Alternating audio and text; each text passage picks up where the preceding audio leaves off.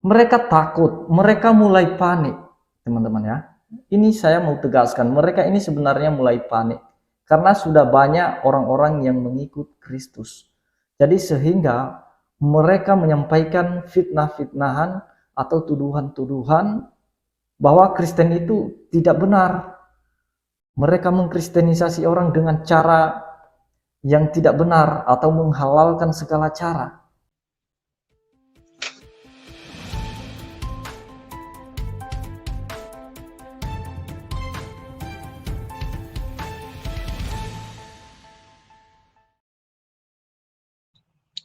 Assalamualaikum warahmatullahi wabarakatuh. Berjumpa lagi dengan HMC Indonesia, channel portal berita yang menyajikan informasi seputar dunia debat lintas agama yang tepat, cepat, akurat, dan terpercaya.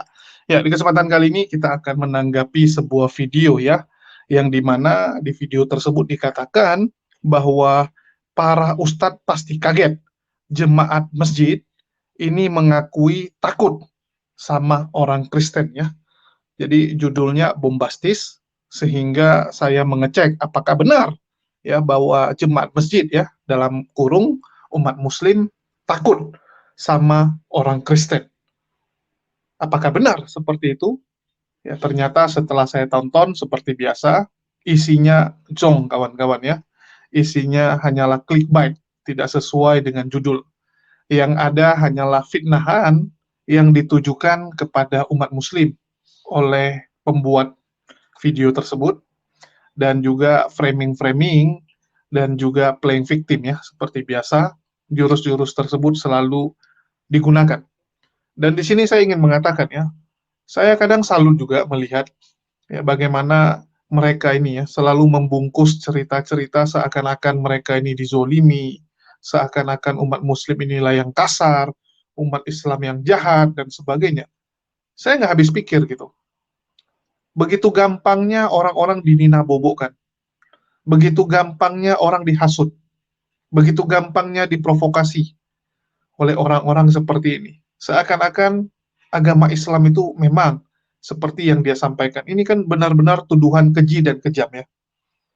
Begitu juga dengan sosok dari Ustadz Ipung yang turut difitnah ya oleh pembuat konten ini.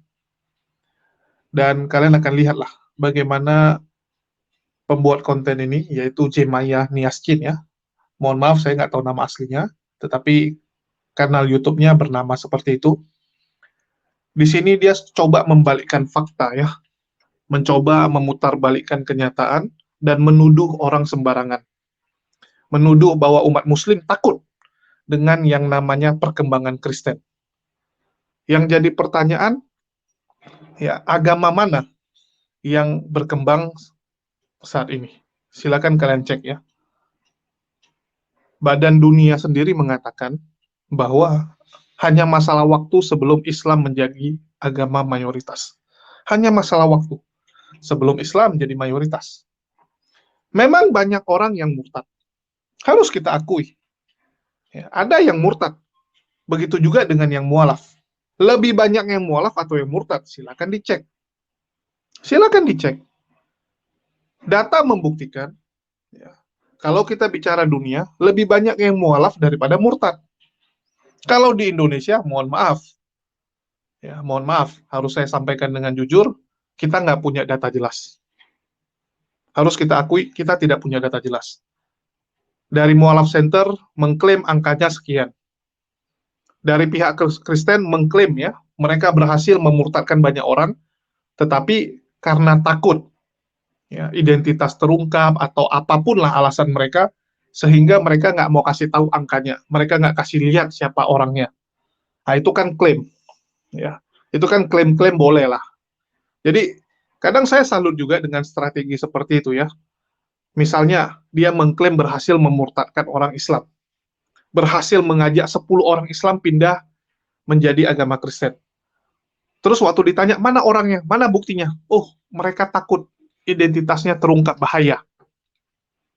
Ya, jadi dengan statement seperti itu, dengan alasan seperti itu, penontonnya, pendukungnya senang gitu kan. Pokoknya ada Pak, tenang aja Pak, tapi dirahasiakan. Bahaya Pak, identitasnya terbongkar, sehingga kami sembunyikan. Padahal memang nggak ada orangnya gitu. Bisa nggak? Bisa. Ya, bisa jadi memang nggak ada orangnya. Jadi cuma untuk alasan menyenangkan donatur-donatur, menyenangkan penontonnya. Jadi dia bilang dirahasiakan. Sama seperti kayak bos nanya sama marketingnya, mana jualan kau? Mana data prospekmu? Oh ada pak, tenang pak, tapi orangnya yang beli ini selebritis. Jadi dia nggak mau dulu orang tahu bahwa dia mau beli mobil baru. Nanti pak, nanti gitu. Jadi menggunakan alasan tersebut untuk ya, membuat seolah-olah banyak orang yang memutuskan murtad. Tapi itu kan strategi mereka, ya sudahlah. Ya itu strategi mereka, ya silakan. Silakan saja pendukung-pendukungnya, donatur-donaturnya mau dinambobokkan, ya, mau menerima alasan seperti itu, ya silakan. Tetapi kalau yang di Muslim angkanya ada nih, yang mualaf sekian. Kalau yang murtad berapa? Ya silakanlah kalian bilang sesuai dengan kehendak hati kalian. Karena kan menurut kalian, oh kami nggak bisa ungkap karena alasan ini itu, gitu kan? Dibuatlah dramatisir bahwa nanti mereka akan mendapatkan persekusi lah dan sebagainya gitu kan, dibuat cerita-cerita sedih. Padahal kenyataannya kita melihat ya bagaimana nasib mualaf-mualaf. Ya, saya aja selama ini nggak ada masalah dengan keluarga saya, tapi malah saya masalah dengan polemikus. Ya, saya dipersekusi sama polemikus, diserang sama polemikus gitu kan, diteror. Wah, tapi ya sudahlah. Jadi di sini saya ingin bilang, ya inilah pintarnya teman-teman kita ini ya, pintarnya mereka memframing dan memutarbalikkan keadaan, ya, membuat alasan-alasan yang kesannya itu bisa diterima oleh pendukungnya. Oke, kita dengarkan dulu ya apa yang mau dia sampaikan. Kenapa dia menuduh jemaat masjid atau umat muslim ketakutan dengan perkembangan Kristen. Kita dengarkan dulu, nanti kita akan tanggapi ya. Mohon maaf bagi teman-teman kalau videonya lumayan panjang, ya supaya kalian tahu gitu. Kalau bisa pun jangan di-skip. Ya, mohon jangan di-skip biar kalian nggak gagal paham dan kalian bisa ini ya, menilai sendiri gitu. Jadi jangan dengar dari saya aja gitu. Nanti saya ngomong dibilangnya oh sembarangan gitu. Kalian dengarkan dulu. Dengarkan baik-baik nanti kalian akan tahu sendiri. Oke, kita dengarkan. Nah, teman-teman, pada video kali ini saya akan menanggapi apa yang menjadi pertanyaan dari seorang jemaat muslim, di mana nanti jawabannya itu mengarah kepada tuduhan atau fitnah terhadap kekristenan. Nah, teman-teman, ini bicara masalah produk dari non-muslim. Dan kemudian ada jawaban dari seorang ustadz yang dimana itu mengarah kepada fitnahan terhadap kekristenan. Nah, teman-teman, sebelumnya mari kita simak videonya yang berikut ini. Teologi, ini mungkin sekedar klarifikasi atau mungkin diluruskan. Yang kita dengar ini mumpung ada bapak, ibu yang penggemar produk-produk kecantikan atau yang lain, atau bahkan seringkali kita beli di minimarket itu kembaliannya untuk sosial ya mas gitu. Nah yang saya tanyakan dan mohon klarifikasinya, apakah benar dari produk-produk yang dikatakan produk Nasrani atau Yahudi itu ada persentase untuk kristenisasi? Ini biar kita tahu ya. Mungkin tidak secara etika mungkin bisa menyebutkan atau tidak menyebutkan produk apa, tapi apakah benar itu ada persentase untuk kristenisasi di Indonesia? Demikian, Assalamualaikum warahmatullahi wabarakatuh. Waalaikumsalam warahmatullahi wabarakatuh. Ya bukan cuma produk-produk kecantikan atau barang-barang yang ada di mall-mall.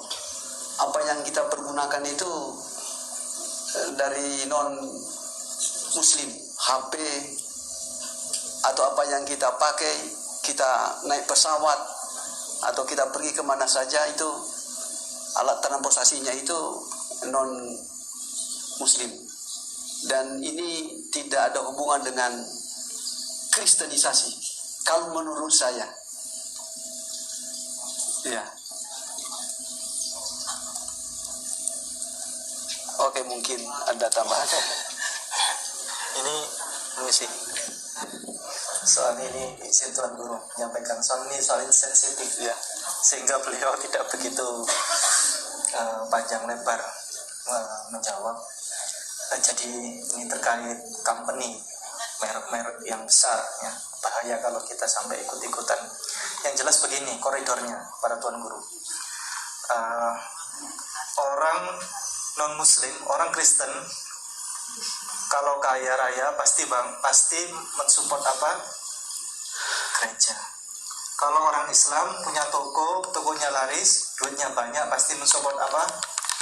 Masjid. Nah, intinya itu saja. Kemudian yang seperti disebutkan oleh para tuan guru dan jemaah tadi, emang Islam sekarang fasenya itu fase ketinggalan ya, termasuk produk HP. Nah, jadi itu cuplikan videonya teman-teman ya. Kita akan bandingkan nanti dengan satu cuplikan video lagi. Kita akan membahas dulu satu cuplikan ini. Di mana pertanyaannya begini teman-teman. Apakah di produk-produk yang dibuat oleh non-muslim atau Nasrani atau Yahudi, apakah ada presentase kekristenan atau kristenisasi di sana? Nah, dan pada Zenmume tadi dia menjawab bahwa itu tidak ada hubungannya dengan kristenisasi. Dengan polosnya dia menjawab, dan memang itu benar, sama sekali tidak ada hubungannya dengan Kristen. Nah, jadi saya kurang tahu kenapa para ustadz ini bisa mengajarkan jemaatnya atau bisa memberikan jawaban yang merupakan tuduhan atau fitnah terhadap kekristenan. Kita tahu bahwa jawaban yang diberikan oleh Ustadz Ipung Atria tadi itu mengarah kepada tuduhan terhadap kekristenan. Nah, seolah-olah kalau orang Kristen kaya karena produknya itu, maka dia akan mendukung gereja untuk melakukan kristenisasi. Itu yang ada di pikiran Pak Ustadz Ipung Atria. Nah, dia bandingkan sama halnya dengan mereka. Kalau ada di antara mereka yang kaya, tokonya maju, maka dia akan mendukung apa-apa saja yang menjadi visi misi dari agama mereka.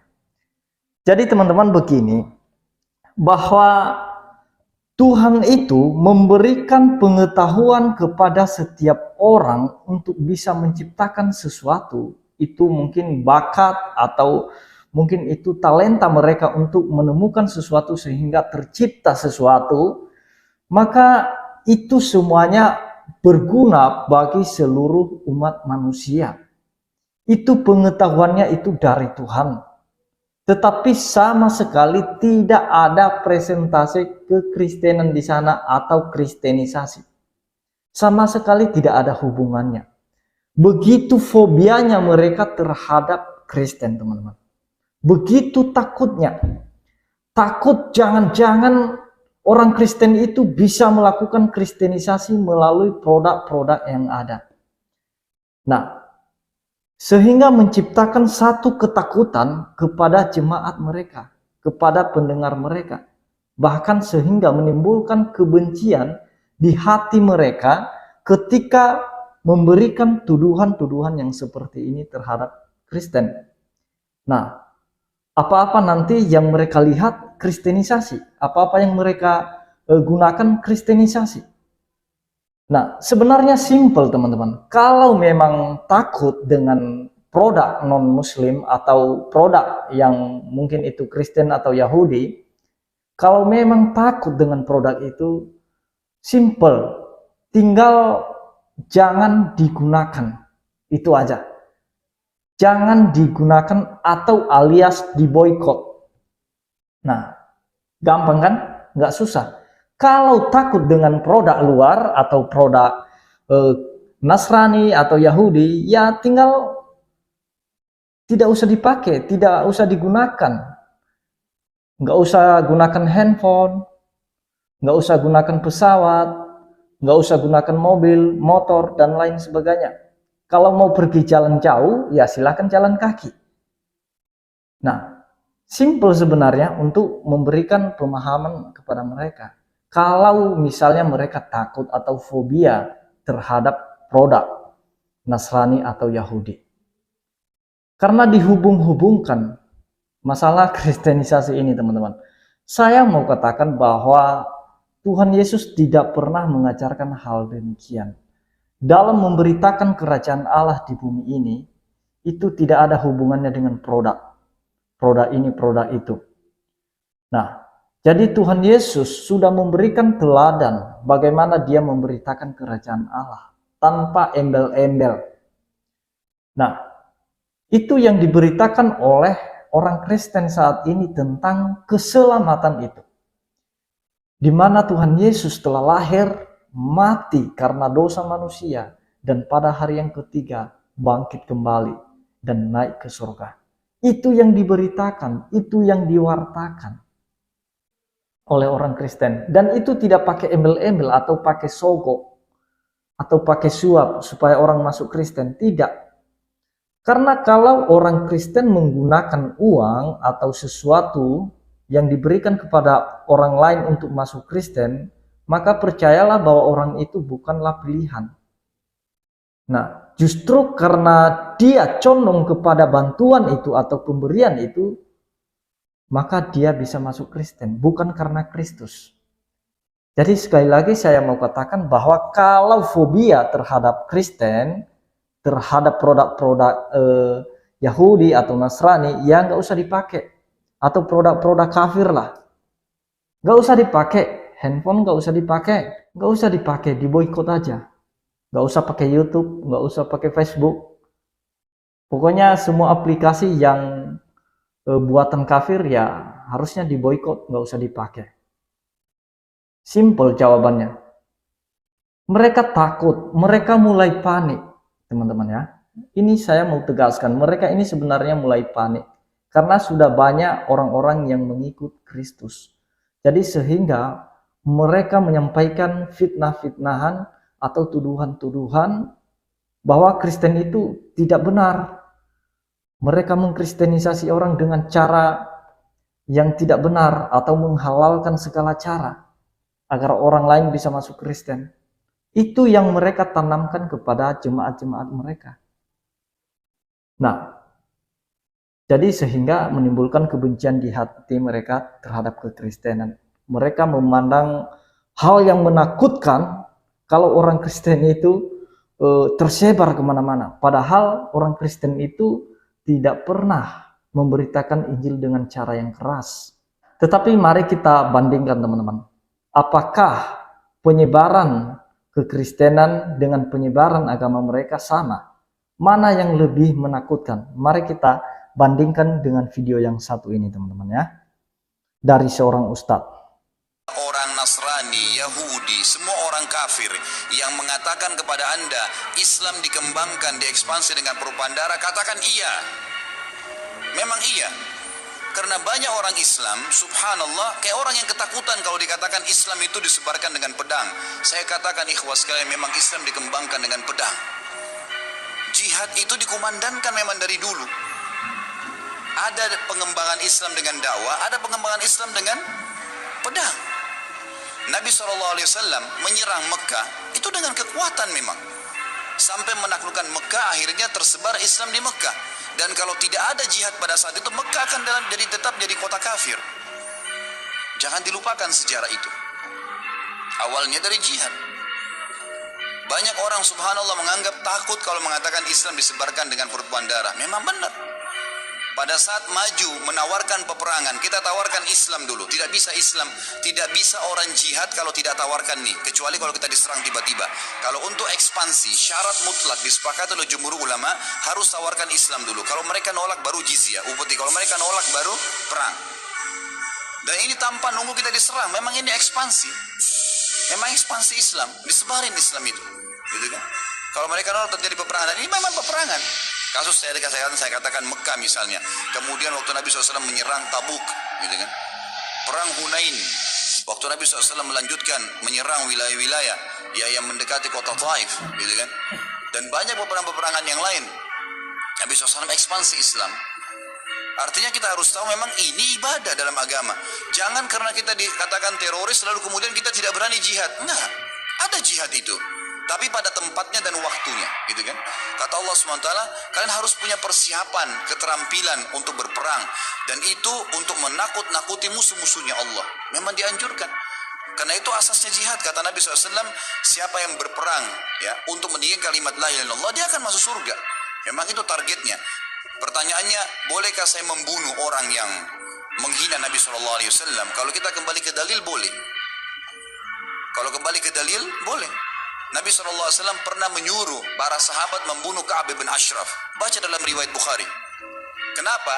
Ka'ab bin Ashraf ini selalu menghina Nabi SAW. Selalu menghina Nabi. Apa kata Nabi SAW? Siapa yang mau bunuh orang ini buat saya? Ponakannya Ka'ab mengatakan saya. Lalu pergilah mereka lalu menyelesaikan 3-4 orang pergi membunuh Ka'ab bin Ashraf. Jadi kalau ada orang mengatakan Islam dikembangkan dengan penuh darah, katakan iya dalam beberapa keadaan dan yang lainnya enggak. Nah, jadi itu videonya teman-teman. Teman-teman bisa menilai sendiri ya, mana yang lebih menakutkan. Apakah cara mereka atau cara orang Kristen? Teman-teman bisa bandingkan. Yang perlu kita perhatikan bahwa orang Kristen itu memberitakan Injil itu dengan kasih.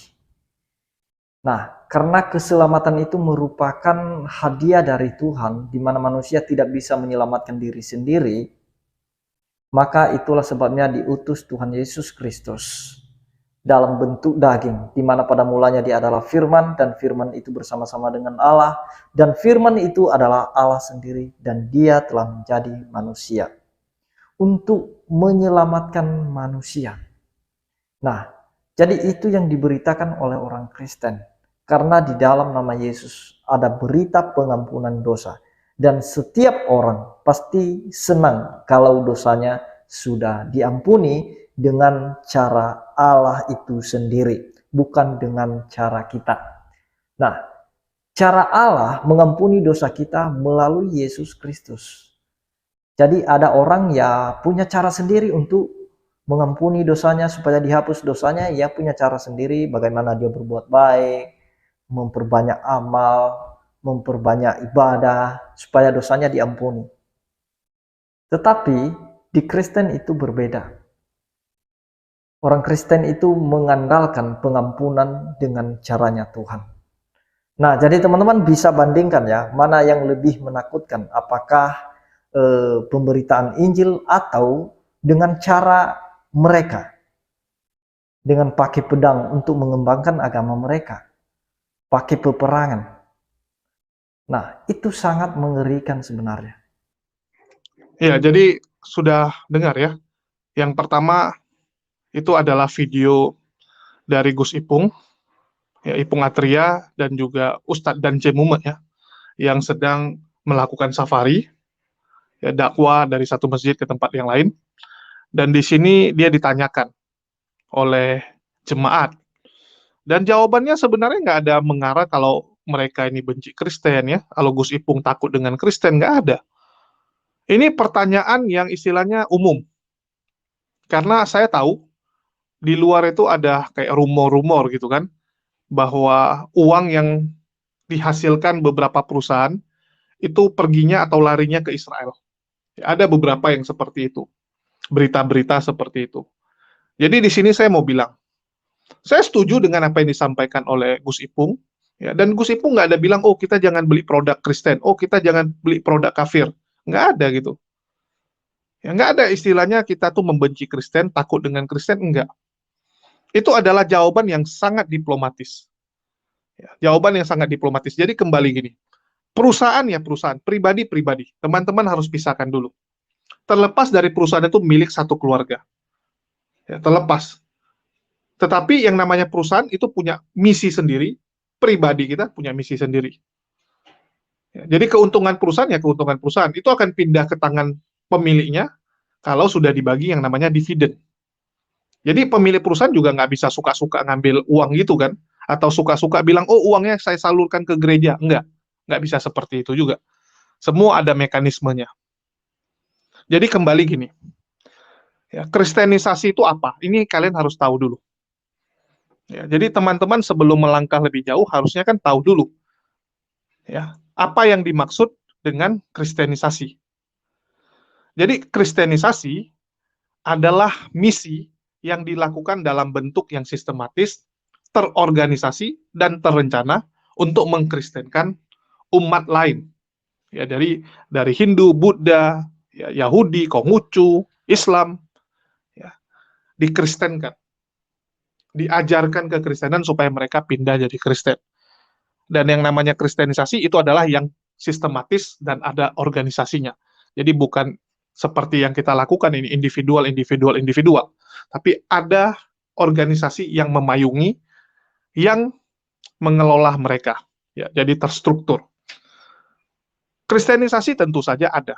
Itu sesuatu yang wajar. Setiap agama ya, melakukan siar dan dakwah. Apalagi kita tahu Kristen dan Islam dua-duanya adalah agama siar. Ya, itu wajar gitu. Itulah kenapa ada yang namanya misionaris. Misionaris itu berangkat ya, tentu saja ada yang membackup. Karena mereka saat misi kristenisasi atau misionaris itu, mereka kan nggak bekerja. Ya, mereka bekerja untuk mengkristenkan orang. Itu pekerjaan utama mereka. Tentu saja mereka butuh penghasilan untuk makan, untuk keluarga mereka, untuk biaya hidup mereka. Jadi mereka dibayar. Ya, pekerjaan misionaris itu tentu saja dapat gaji. Kalau nggak dia mau makan apa kan gitu. Sama kayak pendeta dianggap. Pendeta itu kan melayani jemaatnya. Dan dia butuh dong penghasilan. Jadi clear ya. Kalian harus tahu dulu kristenisasi. Jadi di sini kristenisasi itu salah nggak? Enggak. Harus kita akui. Kristenisasi bukan sesuatu yang salah. Malah si Niaskin ini mengatakan seolah-olah kristenisasi ini sesuatu yang tidak boleh, sehingga mereka merasa, oh kami nggak melakukan kristenisasi, oh kami nggak ada gitu. Mencoba menutupi kristenisasi, seakan-akan kristenisasi ini sesuatu yang salah. Ini yang nggak benar gitu. Saya bingung gitu, kenapa Niaskin nggak pede? Harusnya dia pede dong. Ya, ini visi misi gereja kami, ini visi misi agama kami. Menyebarkan kekristenan. Itu kan visi misi, nggak ada masalah. Jadi kembali, kalau beli produk, apakah itu larinya ke kristenisasi? Ya kembali lagi gitu. Ini perusahaan-perusahaan apa? Contoh, ada perusahaan sebagian, ya, itu yang mungkin milik yayasan Kristen. Yayasan Kristen artinya punya gereja gitu kan. Gereja kan izinnya yayasan. Terus dia mungkin punya sekolah. Mungkin dia punya perusahaan. Yang dimana penghasilannya itu akan kembali ke yayasan Kristen itu. Jadi pemegang saham utamanya yayasan Kristen. Misalnya PT ABCD. Pemegang sahamnya 80% yayasan Kristen ini.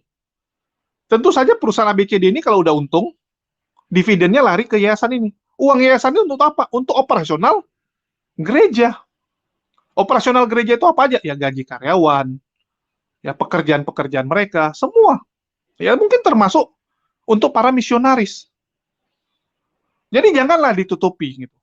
Saya bingung kenapa Niaskin ini begitu ketakutan gitu. Seakan-akan ini salah. Enggak kok. Itu boleh. Ya, itu sesuatu yang legal kok. Kalian punya organisasi yang menampung misionaris, melakukan misi penginjilan. Itu benar. Nggak ada masalah. Nah, jadi kembali lagi. Harus dilihat itu perusahaan apa. Yang pertama. Apakah itu milik yayasan Kristen? Kalau milik yayasan Kristen ya wajar. Wajar gitu saya bilang ya. Nggak ada salah. Terus yang kedua. Kalau milik individual. Orang Kristen diajarkan namanya perpuluhan. Contoh nih konglomerat. Kalau mereka ini kan penghasilannya gede, kawan-kawan. Namanya konglomerat. Mereka punya banyak saham di perusahaan-perusahaan dia. Ya, ada yang dia mungkin jadi pemegang saham utama, ada yang mungkin dia cuman jadi pemegang saham kecil. Apapun ceritanya, saat dia mendapatkan keuntungan, ya, dia akan memberikan perpuluhan ke gerejanya. Ya, sebagai bentuk persembahan dia kepada Tuhannya, kan gitu. Dia serahkanlah 10% penghasilannya. Terus penghasilan 10% yang diterima oleh gereja ini digunakan untuk apa? Ya terserah gerejanya. Itu bukan urusan kita. Ya, itu terserah gerejanya. Di situ untuk operasional gereja, gaji full-timer, gaji pendeta, ya, bisa jadi juga untuk misi penginjilan. Ada tim yang dikirim ke daerah-daerah untuk melakukan pengabaran Injil. Ya itu apakah salah? Ya enggak. Jadi kenapa Niaskin itu nggak pede dengan yang ginian? Saya bingung. Jujur saya bingung gitu. Kenapa nggak pede? Harusnya kamu bertanya balik, memangnya itu salah? Enggak gitu. Jadi jangan istilahnya ditutup-tutupi seakan-akan ini tindakan kriminal. Jangan.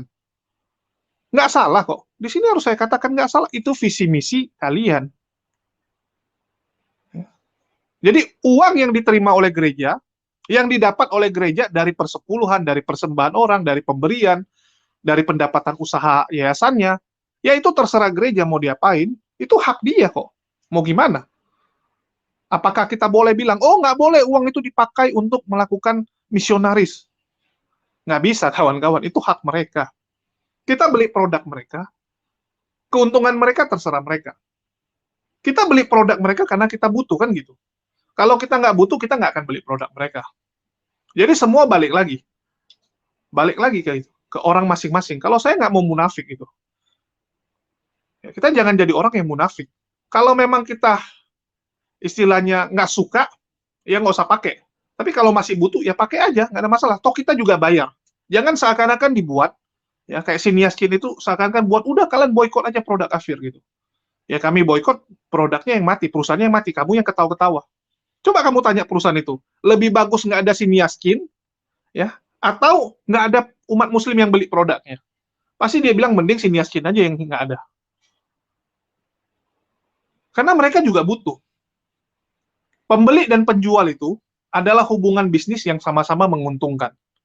Jadi jangan dibuat seakan-akan pembeli untung, penjual rugi. Enggak, kawan-kawan. Ya, yang namanya bisnis, jual beli, semua pihak diuntungkan. Yang beli untung, yang jual juga untung. Dia dapat uang, sedangkan kita dapat produk. Win-win solution. Kalau nggak mungkin terjadi. Ya, nggak akan terjadi transaksi kalau kedua belah pihak nggak setuju. Kenapa kedua belah pihak setuju? Ya karena masing-masing ya ada yang dia inginkan dari pihak yang satu lagi. Itu konsep dasar yang namanya dagang. Oke, kita lanjut. Ya, tadi disampaikan juga sama Gus Ipung ya, bahwa ya sama kayak umat muslim, kalau kita kaya, tentu saja kita nyumbang ke masjid kan lebih banyak secara jumlah uang ya. Jadi misalnya saya penghasilan 10 juta, saya kasih 2,5, artinya 250.000. Kalau saya dapat 1 miliar, ya, saya kasihnya 25 juta. 25 juta sama 250.000 kan jauh angkanya. Jadi kalau masjid saya punya uang lebih, dia bisa melakukan banyak hal, ya wajar gitu. Begitu juga dengan gereja. Kalau jemaatnya banyak ngasih, uangnya berlebih, ya tentu dia bisa alokasikan uang tersebut ke hal-hal yang lain. Apa saja, ya terserah mereka gitu. Itu bukan uang kita, uang gereja, terserah dia dong mau diapain untuk apa. Jadi kembali lagi, orang Kristen melakukan kristenisasi itu kerjaan mereka, itu urusan mereka, kita nggak bisa campur aduk. Yang jadi problem di kita, yang jadi PR di kita adalah bagaimana kita membentengi saudara-saudara muslim kita, ya, kalau ada misionaris ke daerah mereka, akidah mereka, iman mereka kuat. Jadi orang nyerang kita nggak bisa salahkan. Yang jadi masalah adalah bagaimana kita bertahan, bagaimana kita membentengi saudara-saudara kita. Jadi kembali lagi, kita butuh ya kekompakan umat muslim. Karena harus kita akui, kita sedang ada di fase ya di mana kita ini nggak lebih daripada buih di lautan. Seperti yang sudah dinubuatkan ya. Islam banyak tapi seperti buih di lautan. Ini yang gawat gitu kawan-kawan. Ya mungkin kita kecil. Kalau mungkin di sebelah ya, satu orang misalnya bisa nyumbang 1 juta. Ya, mereka bisa ngasih 1 juta. Di kita mungkin cuma ngasih 10.000. Tapi kita menang di kuantiti kawan-kawan. 10.000 kali 100 orang 1 juta juga. Cuman memang lebih susah gitu. Mastikan 100 orang nyumbang dibandingkan mastikan satu orang. Kalau 100 ini mungkin dari 100 cuma setengah gitu, atau 20. Kalau itu kan satu orang aja yang istilahnya dijelaskan. Nggak capek. Tapi mau gimana? Harus kita akui gitu. Harus kita akui kita sedang kalah di bagian itu. Itulah kenapa kita lihat ya, kalau pendakwa-pendakwa ini kadang-kadang ya memang kendalanya adalah di biaya, ya, persiapan dia semua, logistik dia kalah dibandingkan dengan yang dari sebelah gitu. Ini yang jadi PR, masing-masing punya PR masing-masing. Pendakwa PR-nya adalah bagaimana tetap bisa melakukan dakwah ke daerah-daerah walaupun dengan amunisi bekal seadanya. Sedangkan PR kita bagaimana memastikan amunisi dan bekal itu bisa lebih baik di tahun-tahun berikutnya. Ini jadi PR kita. Itulah kenapa saya cukup tertarik ya dengan yang namanya ekonomi umat. Ekonomi umat ini sangat penting. Bagaimana ya kita bisa mensejahterakan saudara-saudara kita, dan sekali lagi ya saya katakan, kita ambil contoh ringan saja. Kita belanja di mall, barang yang mahal kita nggak tawar, tapi kita beli. Ya, di pasar kita tawarnya tuh luar biasa. Ini kan satu hal yang harus kita rubah lah. Kita makan tempe goreng, ya, atau es teh, gitu kan. Di kafe bayar mahal jadi, tapi di warung kadang-kadang ya udah murah pun minta bonus gitu. Nah, ini kan kelewatan. Jadi salah satu PR kita adalah ekonomi umat. Itu salah satu PR dan itu yang paling sering diserang oleh orang-orang yang tidak pingin Islam bangkit. Ya, ekonomi umat itu sesuatu momok yang menakutkan bagi orang-orang yang ya mereka menganggap bahwa kalau Islam bangkit ya secara ekonomi itu akan jadi bahaya bagi mereka. Dan kita bisa lihat ya, banyak produk-produk Islam itu sekarang udah mulai maju. Dan saya acungin jempol ya buat teman-teman kita, saudara-saudara kita yang sudah terjun ke wilayah itu, bagaimana membangkitkan ekonomi umat. Nah, itu adalah salah satu PR yang paling besar. Dan itu akan mendapatkan perlawanan yang paling ngeri, kawan-kawan. Pasti perlawanannya itu paling berat. Segala cara pasti dilakukan untuk mencegah ekonomi umat itu bangkit. Nah, tapi itu ya akan kita bahas di lain waktu. Nah, kembali ke konten tadi ya. Dikatakan bahwa dia membandingkan dengan statement dari Ustadz Khalid Basalamah. Nah, inilah saya bilang framing dan juga hipnotis yang luar biasa. Ustadz Khalid Basalamah menceritakan sejarah dan tidak menutup-nutupi. Islam ya disebarkan dengan cara ya ditawarkan dulu. Kalau memang nggak mau, baru dengan cara perang. Ada ditawarkan dulu, bukan main bantai-bantai saja. Kenapa dilakukan itu? Sudah saya katakan, dosa paling besar dari manusia adalah syirik, mensekutukan Allah. Itu dosa paling besar. Menurut kita itu dosa kecil, mungkin gitu kan. Bagi kita lebih senang melihat ya, orang ini menyembah pohon, tapi kelakuannya baik, suka membantu orang, dibandingkan ya, umat muslim ya yang jelas-jelas dia sholat, tapi mungkin dia melakukan sedikit kesalahan, atau dia ada melakukan hal-hal yang nggak baik. Kita malah lebih suka dengan yang menyembah pohon itu. Ini sesuatu yang salah, kawan-kawan. Jangan lupa, dosa paling besar itu adalah kesyirikan. Jadi, kalau Allah menghukum orang yang melakukan kesyirikan, itu sesuatu yang lumrah. Kalian bisa cek zaman dulu. Sadam Ongomoro dihancurkan. Umat Nabi Nuh dilululantakan, dimusnahkan semua. Termasuk ternak, anak kecil, bayi-bayi, nenek-nenek, kakek-kakek, semua kan. Yang kena air bah itu apakah hanya yang pria, hanya yang nggak benar? Enggak. Anak kecil juga kena, kawan-kawan. Semua. Dan kalau kita mau lihat di kitab teman-teman kita, ya ada juga gitu. Tapi saya nggak mau lompat pagar lah, itu urusan mereka, dan semoga sadar. Ya, bagi penonton-penonton yang non-muslim, semoga sadar lah. Kalian bisa cek. Jadi Ustadz Khalid Basalamah menceritakan sejarah. Bagaimana kalau kita balikkan? Kalian bisa search ya perkembangan agama Kristen di dunia. Dari Eropa terus merambat ke Amerika Latin, ya, ke benua Amerika juga, dan juga Afrika. Bagaimana caranya? Apakah dengan misionaris? Apakah dengan cara menyebarkan kekristenan dari door to door? Atau dengan cara senjata?